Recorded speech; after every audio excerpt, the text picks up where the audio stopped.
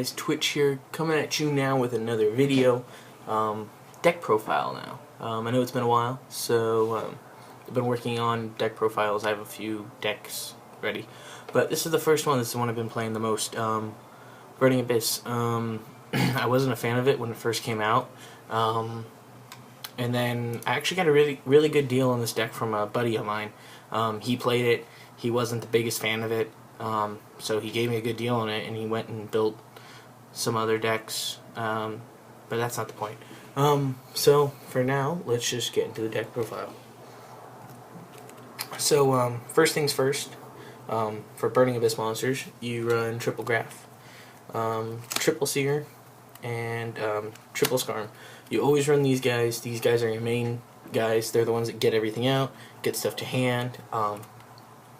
Pretty much that's what moves the deck, and they really plus like a lot. Next, these monsters are pretty much up to you. This is just what I figured out. I'll explain why I run these the way I do, but first, double Libic. Most common, 1 to 2. I think 2's better, especially how much you'd plus in this deck. The way I've built it, 2 is definitely the better choice. 1 Rubik. I had him at 2. But because he doesn't really have a grave effect, 1 is okay. It's pretty much just for your synchros, for Virgil. And then 1 Farfa. Pretty much he's how you get people off the field, or use him to banish like an Xe, and they lose all their materials. That's what I mostly use him for, just so you can get over people, especially problematic monsters. For non-Burning Abyss, we have 2 Mathematician.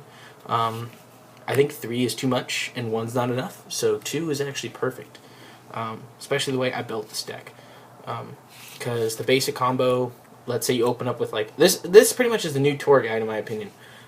You open up like a tour guide, and then you send the Libic, and then you special 1 from hand, and its effects negated. So pretty much it's another tour guide in my opinion. I know it costs, you go a little bit negative on it, but still, I still think this is a great replacement for Tour Guide. Speaking of Tour Guide, the 1 Tour Guide, of course.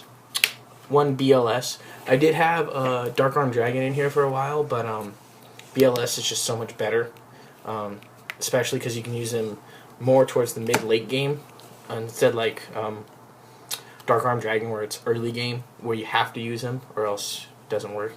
And then finally 2 Tour Bus. I've yet to see a build like this, but I do like what you can do with Tour Bus, because of course when it's milled, you can recycle something back to the deck. Well, for me, most time it's either BLS or Tour Guide, depending on what I need. Also, you can use this to hurt your opponent. If they're doing like a turbo deck or something along that line, you can use this to send it back to the deck. You can use it off your Dante mills. You can send it from the hand. So anytime it hits grave, that's why I like this card. Only negative, you have to do the effect, unless let's say you have nothing in grave, either player. But it's great because even like the way, like even if you mill, let's say you chain this one first, and then you go like Graph. So you use Graph, get someone out, and then you Tour Bus to send Graph back in. So it really works out pretty well. What you can do. Go to spells next. Not many spells in this deck. You don't really need them. Triple Upstart, always needed in this deck. Double MST, I know you don't really need it because you have Fire Lake in this deck, but I have ran into situations, especially you Senju Stun, or what's the other deck I'm thinking of? Ritual Beast, because they use DD Fissure and Macrocosmos, so you need to pop that on the field to get your plays going. And also just general back row. If they're going to solemn you or whatever, and they have that 1 set, you just go MST, whatever. Double Mass Change second, of course, just for Dark Law, and I use Enki, by the way. Enki is also very good.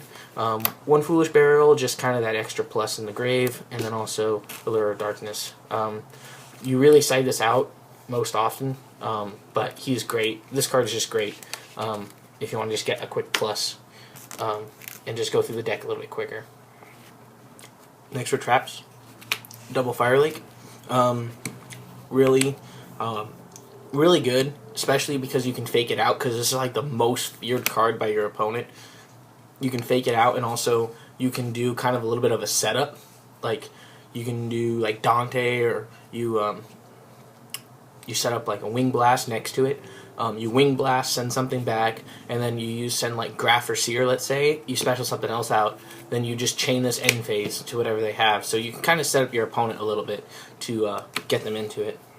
Next, MVP of the format, by the way, Mind Crush. If you're not running this in a deck, it's not worth, like, you're not going to compete. Yes, I will say some decks you don't use this against them. They don't search out. And if they do, it's very minimal, and you usually don't have this on hand at the time. So usually I usually side one out for like maxi to get more of a plus, but you always main the 3. Phoenix Wing Blast, really necessary because it kind of dead draws your opponent for next turn. Plus, you can do it on anything on your opponent's side. Plus, and also plus if you send like Graph or something like that. Double Karma Cut. I did have it at 1, but 2 just works so much better. Since you just banish whatever's out there, so pretty much it's a bottomless, but you can do it at any time on anything. So much more universally friendly. 1 Vanities, just as a floodgate. Usually side this out against decks that kind of more or less normal summon, like you Senjus, you would side this out, no problem. But really nice just to have the 1 because it fakes out your opponent.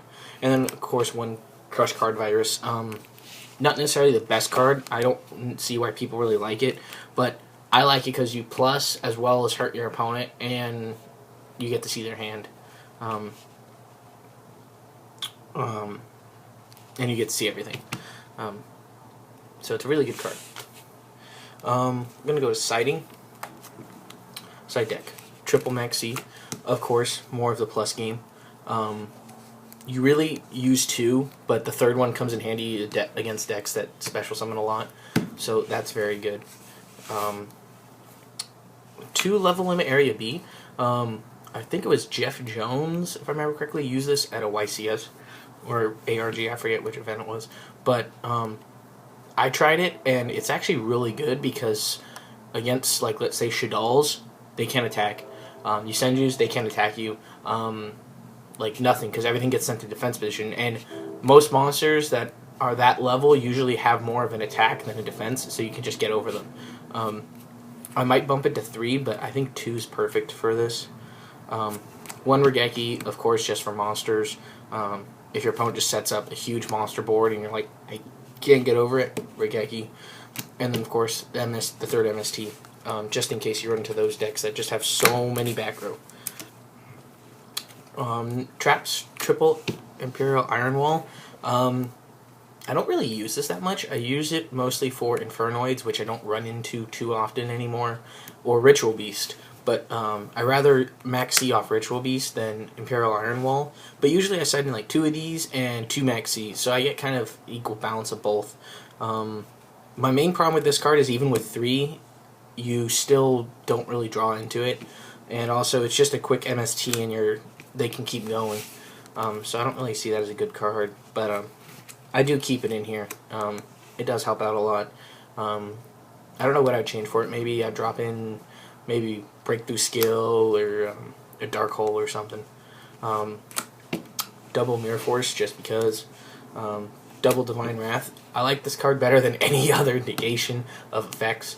1, U plus off of it, and 2, it's a quick trap.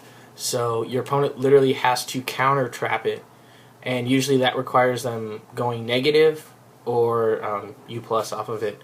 And it stops every monster. It doesn't matter if it's from hand, in grave, on field, doesn't matter. It stops it. And then of course 1 Regeki Break just for that. Kind of is the 4th MST plus U plus. I said plus U plus. Extra deck. Triple Dante. Of course you would run triple. Gets your mills, gets the deck going. Need it. Double Downard. 1, not so good. 2's perfect. 3's too much. I very rarely go into 2. But you definitely want the second one just in case, because it has happened before where I needed it. So it comes in handy. And then, of course, one Ghost Trick Alucard, Acid Golem, Zen Mains. Great if you want to do, because I like to fake my opponent out, and like game 1, I'll be the offensive player, and then game 2, I set up with a Zen Mains and just be straight defensive. Throws them off, throws their game off, especially everything they side in, throws everything off. One Nightmare Shark just for the direct attack. Dejin, kind of like another Acid Golem, in my opinion, but you can still special summon, unlike Acid Golem. And then one Leviair to round out the Xyz. For Synchros, double Virgil, of course, the Compulse of the deck. And also you get a +1 when he's destroyed. And then one Dark Law, which surprises many people. Usually they think 2, but no, I think 1 is perfect. I don't really go into him too often, and usually once he's out, it's kind of GG.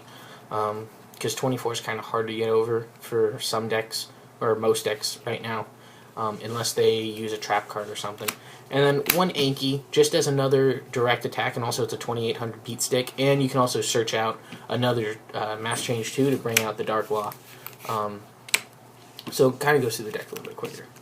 But so, thank you guys. Thanks for watching, and we'll catch you on the next deck profile.